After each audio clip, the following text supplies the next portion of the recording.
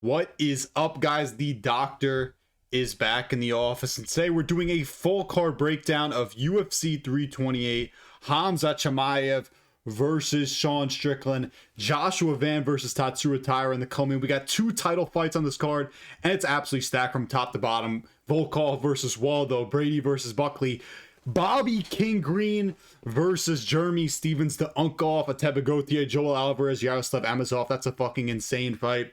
Grant Dawson, Rebecki, Roman Kopylov's on this card, Susurkaev's on this card. This card is absolutely stacked. If you're new here, make sure to like, comment, subscribe, and let's kick it off with the early prelim opener of Clayton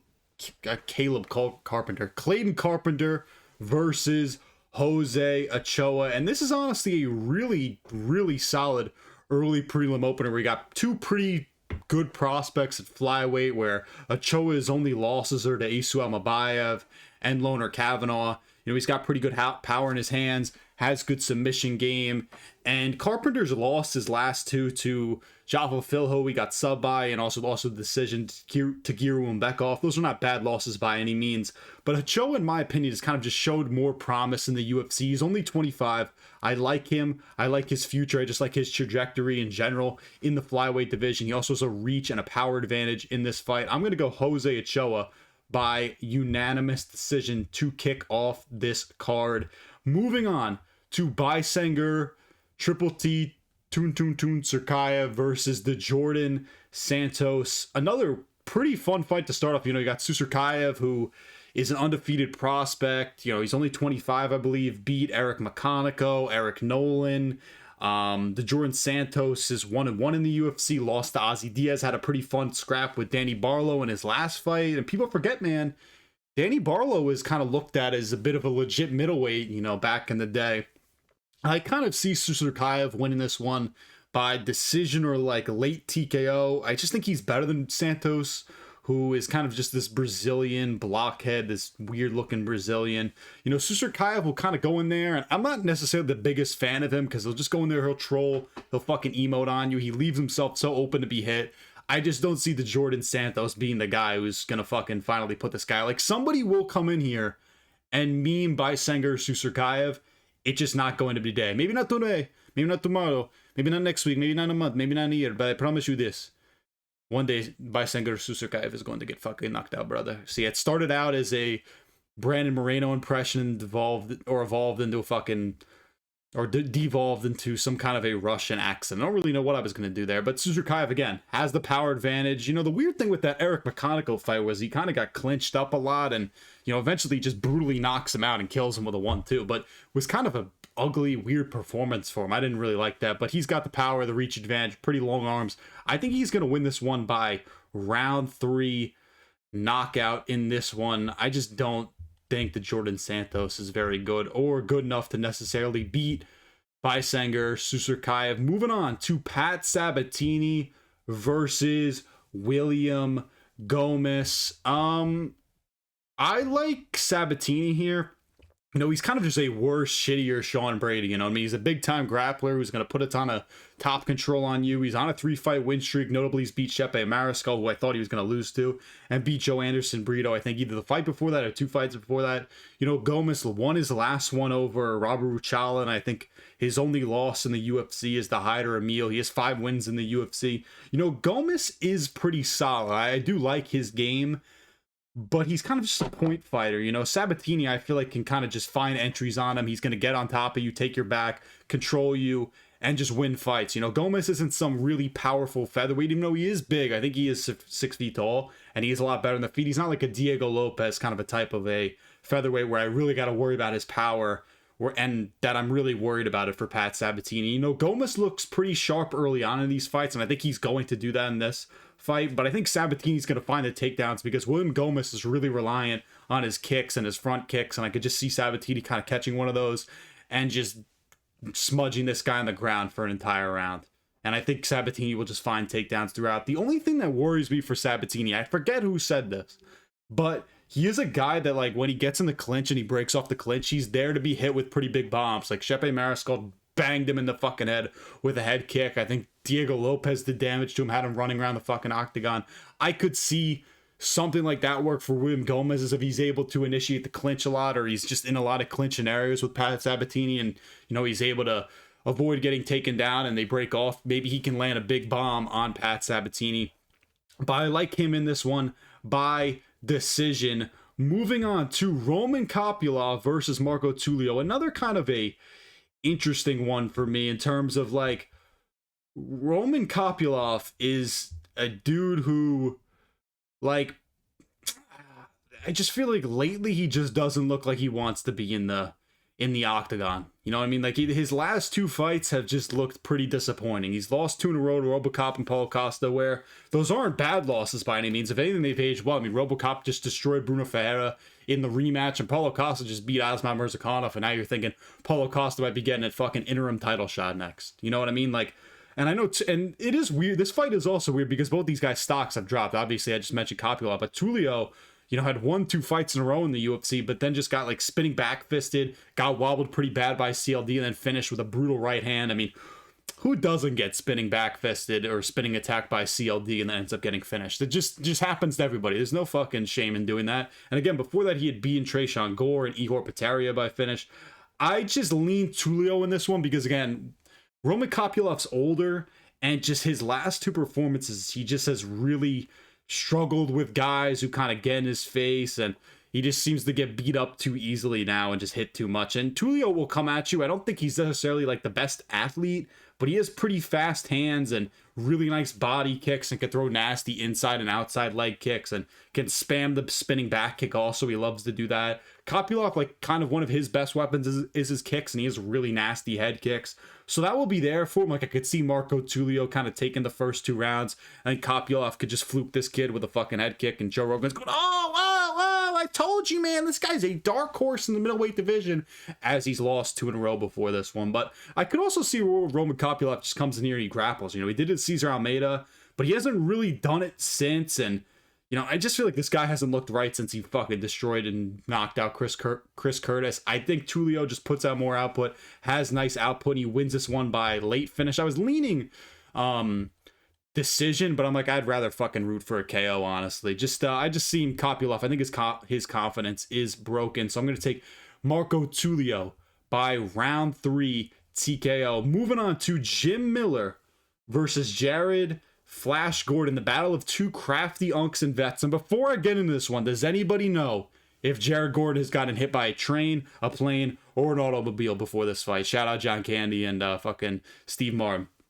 Because he got hit by a car or a bus or whatever it was before the fight against Rafa Garcia and ended up getting finished in that one. So if anybody knows that could influence my decision here. But I'll say this for fucking Jim Miller. Like, he lost to Chase Hooper in his last one, beat Damon Jackson, I believe, by sub before that, and Gordon, got finished by Rafa Garcia, beat Thiago Moises before that. Like, Jim Miller is very crafty, where, like, he can kind of find finishes. Wouldn't shock me if he found a submission in this one. Jared Gordon's pretty tough. He can grapple, can box. He's hard to take down. Just kind of well-rounded. He's like a nice bench player that you would have on a team that won a championship. Kind of like a Mike Miller, or like a, I don't know if I'd say Shane Battier, because he was kind of like a really high-level defender, but maybe late-stage Shane Battier. He's going to come in there, he's going to play solid defense, knock down some threes. He's not going to hurt you when he's out there. I just feel like that's what Jared Gordon is. He's just decent, you know what I mean? I can't really say anything bad about him. And I feel like Jared Gordon, he's going to have success with the boxing in this fight, and will kind of just piece up Jim Miller throughout. Like, Jim Miller, one of his best weapons on the feet is he has pretty nasty calf kicks. I just think Jared Gordon will outbox him. The one thing that does worry me, if Jared Gordon like shoots a bad takedown, and in general, if you shoot a bad takedown on Jim Miller, he can just fluke a submission, like throw up he has nasty guillotines, he'll find a submission. I think Gordon will use his jab well, box him up, and win this one by close decision. Jim Gordon's always live for some crafty vet shit, but at this point, he's so fucking old. Jared Gordon, not that he's some spry chicken either, he's like 37. One thing that worries me for Jim Miller, though, is in the interviews leading up to this fight, he's been very open about kind of talking shit on the fact that he's got to cover, his child's health care, because the UFC, they don't have a health care plan. I could see kind of some dark Dana White, TKO magic, where Jared Gordon just gets boosted with attributes and becomes a 99 overall and just slams out Jim Miller. Or he just wins by robbery decision. Like, something bad could happen to Jim Miller in this one. You heard it here first, if it does happen. Moving up the card, to Grant Dawson, friend of the channel, and Islam Makhachev replacement, man. He's coming for you. Grant Dawson. And let me explain the quick Grant Dawson friend of the channel lore. I made a video about Grant Dawson on Instagram. Go follow me on there if you haven't already. Where this fight was announced, and I pretty much made fun of Grant Dawson. I said, this guy looks like if you put boxing gloves on like a 10-year-old for the first time and just told him to start, you know, swinging punches. That's what Grant Dawson looks like on the feet. Uncomfortable, not technical, and just bad. And Grant Dawson proceeded to comment on the video and like thought that was funny. And I said, you know, you're one of the best grapplers in the UFC. Good luck on your next fight. And he said like, thanks, man. So Grant Dawson's cool. I like Grant Dawson. And I leaned him initially when this fight was made because, my God, he's really that good of a wrestler. But then I'm watching the tape back. I'm watching that Torres fight back. And that just leaves such a bad taste in your mouth. Where this guy is just way too chinny and just doesn't look comfortable enough on the feet. And like the dudes who beat Mateusz Rebecki are dudes who like are willing to get into wars and can strike and are kind of like blockheads, like the Ludovic Kleins, who's just a much better striker than Rebecki, the Chris Duncans, the Diego Ferreiras, who are just tough guys who force wars. And yes, I know Grant Dawson beat Diego Ferreira, but stay with me. Rebecki also beat Oralbai in what was like kind of a crazy war, and Oralbai hasn't even been like in a fight like that since. Like he's kind of just become this more of a grappler where he just destroys you on the ground. He doesn't want to be on there on the feet necessarily, like exchanging in massive wars. Rebecki, you know, kind of made Miktabek Oralbai change his style up a little bit. He's just so aggressive, and I don't see Dawson surviving a war. I don't like how this dude reacts to getting punched. Again, his boxing and his just striking in general isn't particularly good. Rebecki, I think, will just get in his face, force a scrapple, land some big hooks, some body shots, and find a finish early. Like if Dawson isn't dictating a pace in the fight, he really has no chance. And I could just see Rebecki backing this dude up against the fence. And also Rebecki has good grappling, like has good jiu-jitsu. If he had had worse jiu-jitsu or just bad jiu-jitsu in general, I think I would have picked Grant Dawson because his grappling really is that good. But Rebecki can kind of just blast double legs on you, and I just think he's going to break Grant Dawson, who just doesn't really seem to want to strike or be on the feet in general. Rebecki forces a war, gets a finish inside 2 rounds, and I think it's going to be an early round 2 or late round 1 finish for Rebecki, moving up the card to, in my opinion, the best fight on the card. Joel Alvarez versus Yaroslav Amosov. This is a sick fight between 2 pretty high-level welterweights and just high-level fighters in general. I lean Alvarez in this one. I just think on the feet he could give Yaroslav some problems. Like, I get Yaroslav Amosov has this elite-level grappling, and how he set up that finish against, and just his takedowns in general, against Neil Magny was beautiful. I get Neil Magny, I think, was injured coming into that fight. But if you beat Neil Magny, man, you're championship material. That's just how the story goes. I don't fucking make the rules here. But Amosov can also box and defend takedowns well, can get to the body lock and get trips from there. Alvarez, like in the beginning of his career, kind of had shit takedown defense and just wasn't really that good. But now it's kind of gotten more solid, and even if he gets taken down, he can threaten subs because he's just so big. I mean, the dude's 6'3", he's giant for the division, aggressive finisher. Alvarez can also use his jab and his front kicks very well to kind of keep Yaroslav at range, and we've seen Amosov kind of struggle against dudes who are these guys who can just keep him on the outside and are just big. Also, one thing that worries me for Yaroslav Amosov is, like, I could see Joel Alvarez using his nasty uppercuts and knees where, like, Amosov is kind of ducking in there, trying to find angles for the body lock, and he just gets slimed down and finished. Joel Alvarez, as mentioned before, is just such kind of this freak finisher that he can also just find angles for weird subs. I do worry that Joel Alvarez is kind of hittable because you kind of saw, like, Luque throw some nice shots in on him, but, like, that kind of shows that his chin is pretty good because Vicente Luque has pretty good power. I think this fight does go one of 2 ways, where either Yaroslav Amosov just completely controls and dominates Joel Alvarez on the ground for like 15 minutes and we overrated Joel Alvarez's solid takedown defense, or Alvarez just finds a TKO and it's just absolutely nasty. And I kind of lean towards that because I don't think Amosov is some great finisher on the ground. And if you're giving Joel Alvarez 3 rounds to find a finish, I think he's going to find it at some point. I think he's going to find a late finish in the 3rd round. I picked a lot of 3rd round TKOs. I'm expecting buzzer beaters in this shit, bro. We want high action, and I want to see these fights actually drag on because there's a lot of fun ones. I got Joel Alvarez by round 3 TKO. And moving on to the headliner of the prelims, Ateba Gautier versus Ozzy Diaz. I don't even need to read my notes for this one because this is a disgusting fight. It's another can for Ateba Gautier, where Ateba Gautier won't even have to really improve at all. He doesn't have to cut off the cage. You know, he's going to finish Diaz within 2 rounds. It's just a dumb fight. That's really all I can say. And man, you know, Cage Doctor, you don't really know what you're talking about, man. Gautier's fought some real marauders in the middleweight division, like Jose Medina and Tristan Vines and Pulayev and Robert Valentin, man, and Ozzy Diaz is joining an elite list right there. These dudes all suck. I wish Ateba Gautier would just fight somebody who has some kind of skill. None of these dudes can do anything. Gautier will find his right hand. He'll drop Ozzy Diaz up against the cage. I just wish we got to see Ateba Gautier fight an actual dude. I get he's younger, you're trying to build him up, but like you couldn't have given this dude. I get like Kelvin Gastelum just got slimed out, but like you couldn't have given him like Kelvin Gastelum or just some like old veteran who at least is like somewhat of an athlete and has something in his game. Now I get Gautier, I get Gastelum, like just got destroyed by Vicente Luque, and maybe that point isn't great anymore, and that fight isn't great anymore. But at the very least, at least Kelvin Gastelum's like a name and can box and has, you know, good footwork and fast hands and can wrestle a little bit. Like, you know what I mean? Like Ozzy Diaz, what is that doing for Ateba Gautier? It's not even making him better.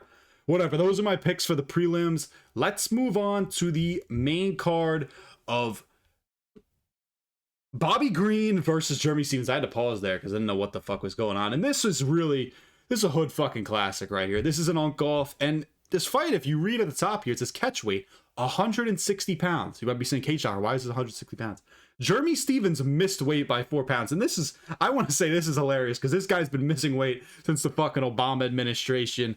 I thought it was really funny how this guy was talking during, you know, interviews before this fight where he said, you know, the bonuses need to be better. There should be 500K bonuses. And then the dude misses weight. He's ineligible for a bonus and he's getting 30% of his fucking paycheck off. I just thought that was funny. But I think we're going to see a Bobby fucking Green masterclass here where he's won his last 2. He's looking like prime Bobby, styled on Daniel Zellhuber in his last fight, out-wrestled Daniel Zellhuber. Who would have thought that?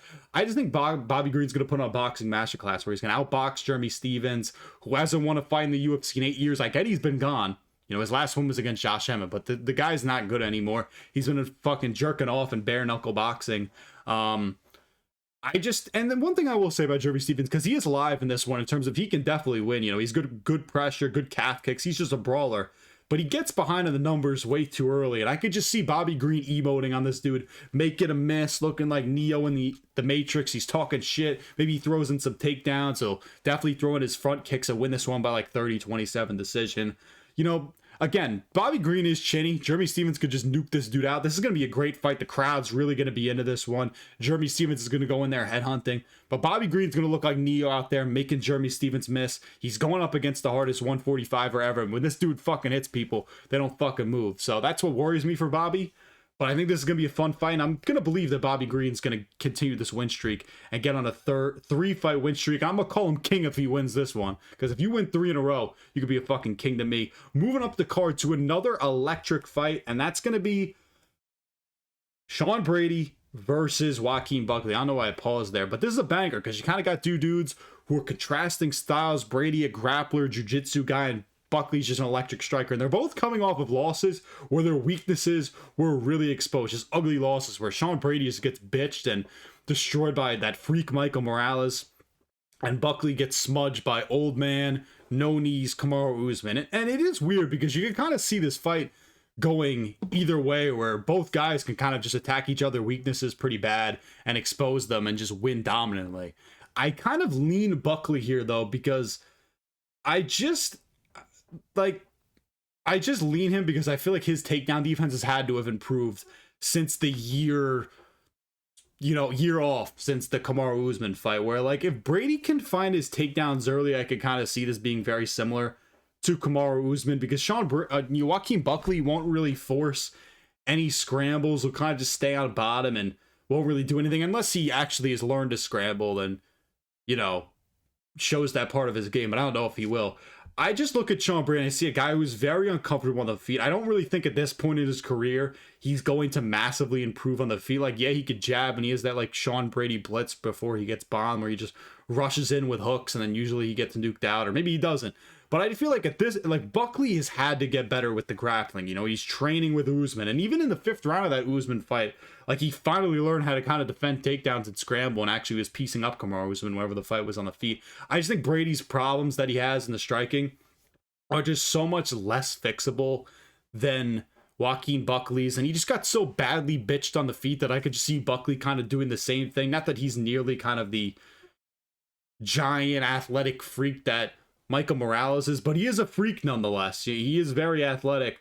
And also another thing that I think is going to work for Joaquin Buckley, it's not like Sean Brady shooting these like traditional blast doubles and single legs out in the open. He's kind of trying to get you in the clinch and work you to the fence, get trips and sweeps to get takedowns, but I think will benefit. You hear that? Joaquin Buckley, a lot. I just see Brady blitzing in kind of and just dying at some point in this fight. And it's probably going to be in the 2nd or 3rd round. I'm going to go Joaquin Buckley by 2nd round TKO. Would it shock me if Sean Brady just smudges his guy for 15 minutes or finds some kind of a submission? No. But I don't really have that much faith in Sean Brady. I initially leaned him when I saw this fight because I'm like, Joaquin Buckley's takedown defense is so bad. But I just feel like Joaquin, his takedown defense has had to improve. I know Sean Brady's striking is not getting any better. I know Buckley has trained at least some way in the grappling. You know what I mean? So I'm going to go Joaquin Buckley by 2nd round finish. Moving on to one of the closer, weird ones to predict, in my opinion. Alexander Volkov against Waldo Cortes Acosta. And also Sean Brady got finished by Bilal. Can I really fucking pick him? Waldo Cortes Acosta versus Alexander Volkov. A pretty interesting heavyweight fight where I've kind of just flipped back and forth on this one. Because Volkov, like, should win this one because he is technically better everywhere. You know what I mean? He should win this one by decision, where he's a better grappler, I would say, kind of better technical striker, is a lot bigger than Waldo, just this big, rangy-ass kickboxer, and Volkov's defense has gotten better, and the issue that I would say that he has is he's still easy to take down, like we've seen Cyril Gane and Almeida take him down, but he does do a good job defending on bottom, where he's not necessarily forcing scrambles, but like, he'll throw up a Kimura, or you'll just really rack up control time on him and you won't really do any damage to him. And Waldo doesn't really set up a lot. In most fights, he's kind of just backing himself up on the cage and kind of banking on you to be aggressive and rushing, and then he just bombs you out. Like, Pavlovich and Spivak kind of read that pretty well and were smart with him and didn't do that, and ended up, you know, Pavlovich beat him and Spivak arguably kind of beat him. I kind of figured he did. Volkov has good fight IQ and a nice jab and reach, so I could just see him winning that way. And one thing that is kind of redo what I just said. I'm gonna edit that out. One thing I will say that worries me for Volkov, though, is Waldo actually, his game planning is pretty good. For some reason, those Dominicans, wherever he's at, they cook up pretty well. They go, I no playa Dominican, fucking que lo que papi. And Waldo will randomly mix in blast double legs. He's got a really good shin, has really good head movement, and is a great athlete. And I think in this fight, Waldo will be forced to go forward. I don't really want to switch up on Waldo Cortes Acosta. You're literally seeing me make this pick in live time. I'm going to say Waldo's going to win this. I think he can kind of mix in the takedowns and has the power advantage. Something tells me the meme run's going to continue. I know Volkov, whenever you're seeing this, Volkov did kind of sun Waldo during the weigh-ins or the ceremonial face-off.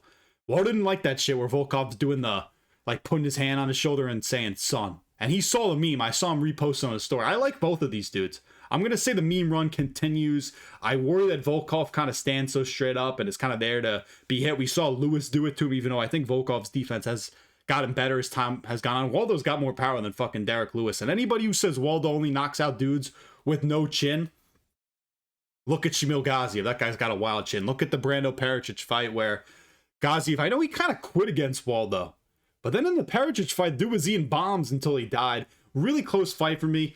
This is a classic one where I pick Waldo by decision, then Volkov craps out of decision. I just get all pissed because I try to ride with my guy. I've rode with Waldo this entire run. I've been telling people this guy's good for months, and I want to keep doing this. And one thing I will say, my last point on Volkov is, like, this dude should be in the Cyril Gane position right now. Like, he should technically be fighting Alex Pereira at the White House, or like some variation of that where maybe he should have fought Aspinall again. Cyril Gane robbed Alexander Volkov, you know what I mean? Dana White has done Volkov no favors, gave him fucking Almeida, Volkov wins that boring ass fight against Almeida, and now he's got to take on a dude who's red hot in a division.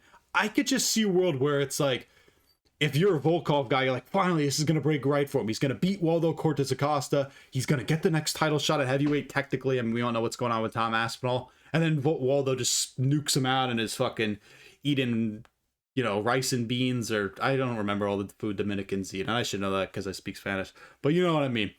He should win this, and then he just gets fluked out, and you're like, the Volkov title run is dead. You know what I mean? If you're a Volkov fan, I like Volkov, but I could just see something weird like that happening where the MMA gods just work against this guy again and he loses to Waldo. But those are my picks for the main card. Moving on to the co-main event of the evening, Joshua Van versus Tatsuro Taira, which I think is the far more intriguing fight of the between that and the Strickland and Chimaev fight, because I think this fight is really close, and it's a sick fight in my opinion, where you got two dudes who were born in the 2000s fighting for the belt. That's never happened before. That's absolutely amazing.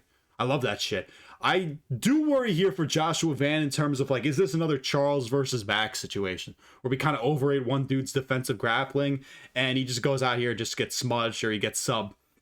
The difference in that fight though is Max, you had seen 15 years of it. There'd been a lot more tape. Joshua Van is still so young and unproven. I could just see this going worse and Taira takes his back and finishes him. I think this could go either way. I do think Joshua Van's takedown defense is solid, but he hasn't truly been tested against a grappler of Taira's level. And I'm leaning him to win this by decision or late TKO. He did get taken down against Cody Dern and Ray Cerrulla.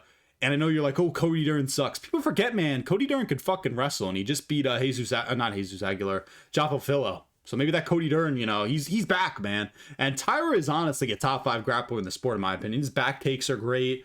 He can get to that body lock, get you down. He's just a beautiful grappler. He can backpack you, find submissions that way. I really like him. He's beautiful. He's he kind of mogs Joshua Van. He's really big. He's physical.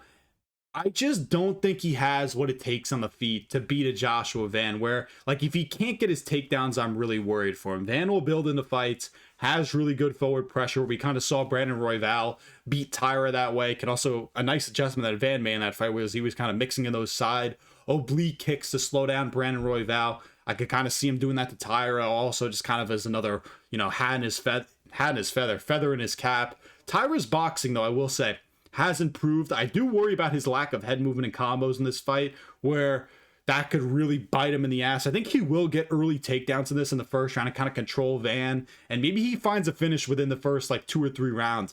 But I just think Van's takedown defense, it has had to have improved, since the last time we saw him against Brandon Royval, where he's kind of had 2 camps to prepare for Pantoja and Taira, just 2 elite grapplers. His camps he's had to have gotten better. I know he's a 3-stripe blue belt, but who gives a fuck? I will say this also about Van. I think his takedown defense is solid, but he also is a pretty good scrambler out in the open, and he has good scramble ability for a guy who's pretty young and hasn't been in the UFC long and hasn't been tested. I know you're saying, well, Taira can just neutralize that. Yes, but I'm just pointing out, I think Joshua Van does have good scramble ability for a dude who is young and hasn't necessarily been tested. I just think Van's going to build into this fight. He's just so much better on the feet than Taira, has the high output, has the speed and the body work advantage that I think is just going to be enough for him to get a win here. He doesn't have a great chin. I do worry about him getting hit, though, because I think he gets hit more than Van Glazers will say. And, you can do damage to him. I just think he's going to win this by decision or maybe late TKO. I don't think Taira's good enough defensively on the feet to win this. He has a nice jab and a nice straight right, which is a real weapon for him. But I think Van is just going to slip punches, chew him up, and win this. I do think it is funny how Taira has gotten all this glazing kind of from fans, me included, because I've glazed Taira too. I've been a fan of this dude for so long, where he kind of beats up on Brandon Moreno's ass, and now you look at that Brandon Moreno win and you're like, it wasn't really that good, because look how shit he looked against Loner Kavanaugh.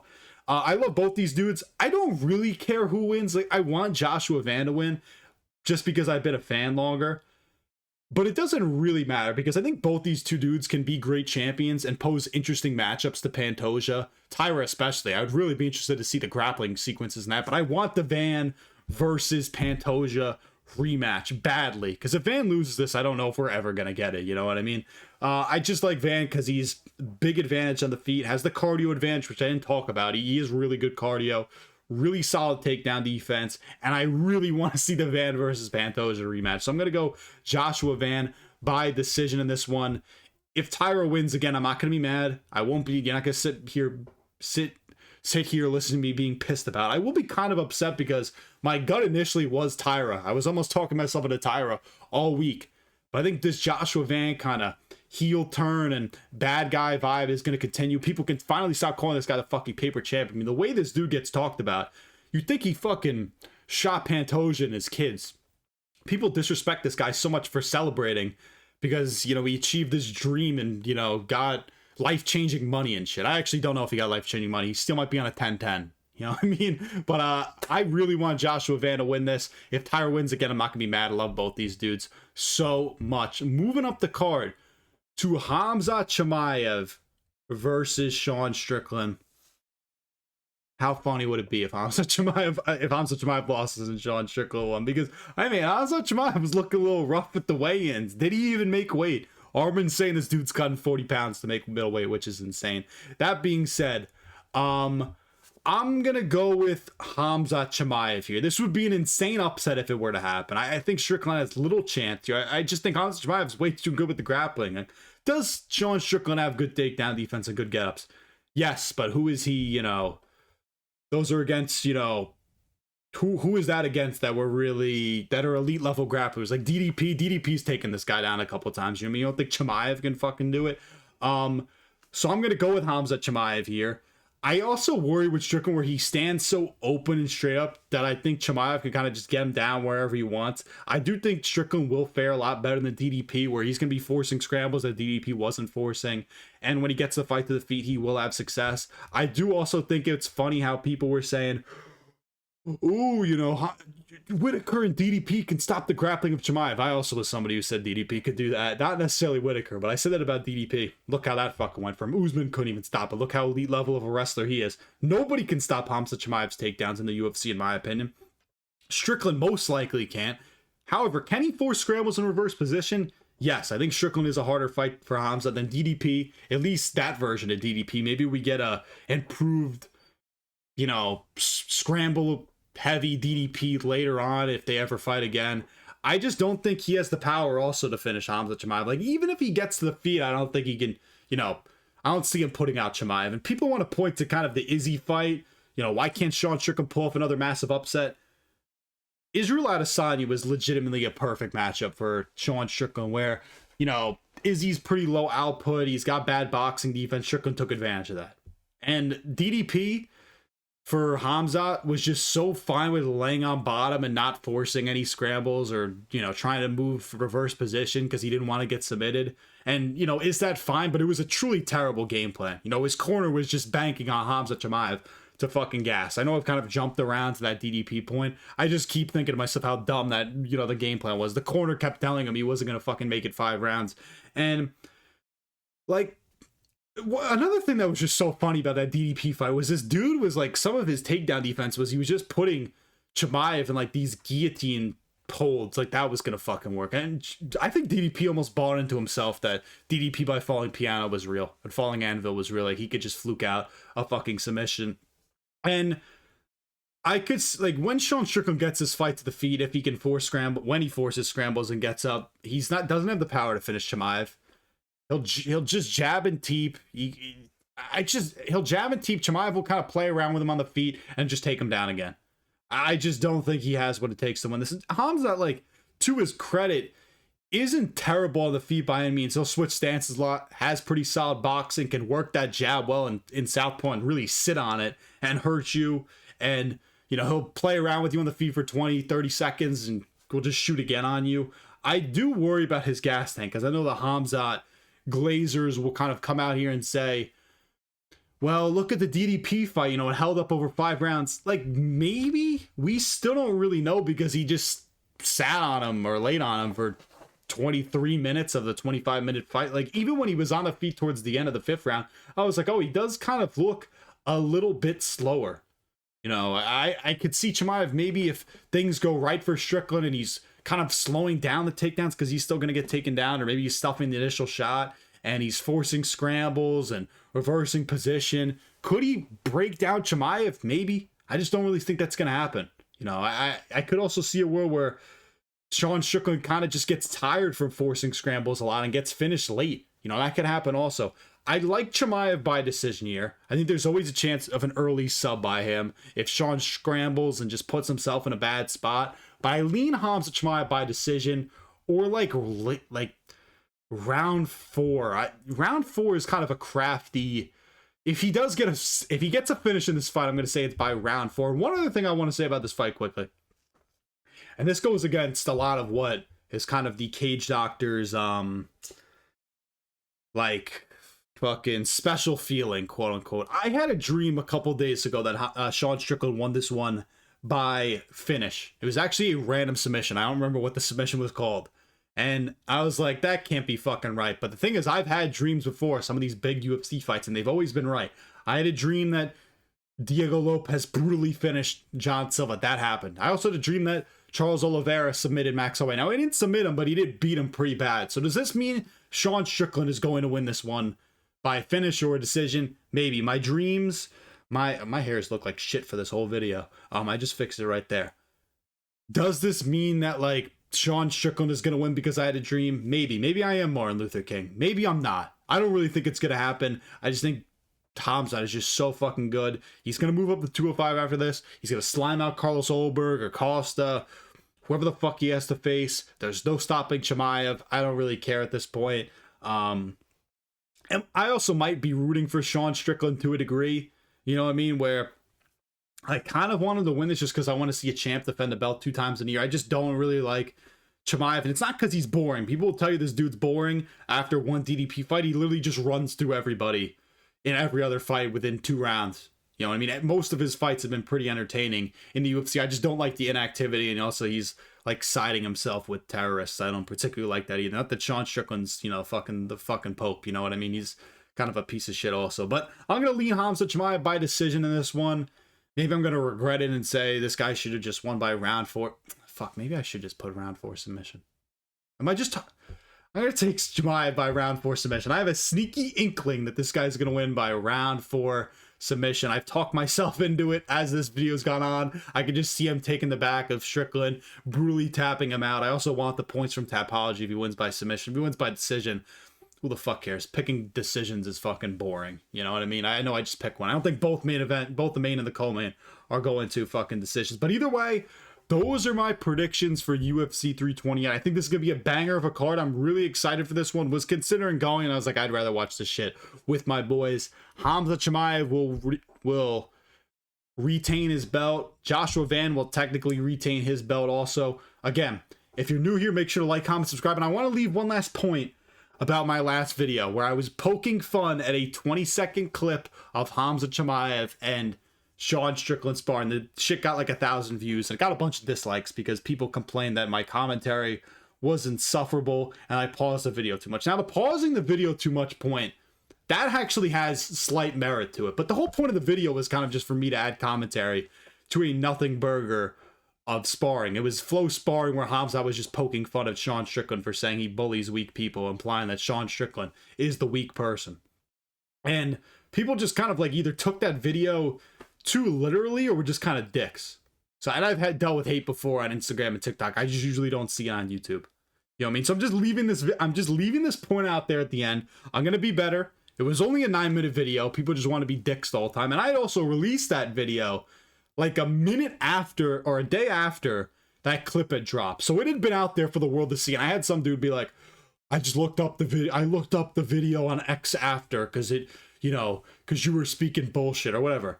Like I kind of purposely let that video sit out there for a minute. So it wasn't like, oh, I clickbaited the title. Yeah, I did clickbait the title. But if you opened it, you knew the video was out there already. And if you couldn't tell from the first minute of the video that I was being sarcastic, then you're just fucking dumb.